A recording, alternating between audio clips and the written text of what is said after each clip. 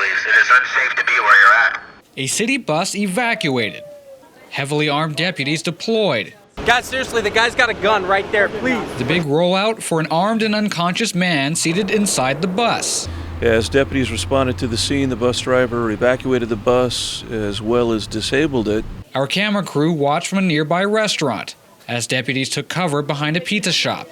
As the situation grew, more restaurants and businesses were cleared out, Have you guys go ahead and back up, I'd appreciate it. including our cameras. All the way back on the other side, please.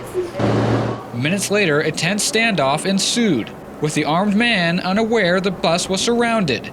Upon their arrival, they were able to more safely approach the bus.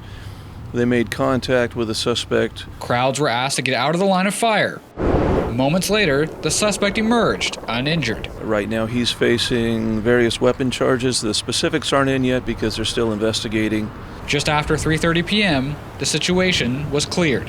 The bus driver was spot on by making the call quick, getting everybody safely off the bus so that nobody was really put in harm's way. Reporting for The Signal, I'm Austin Dave.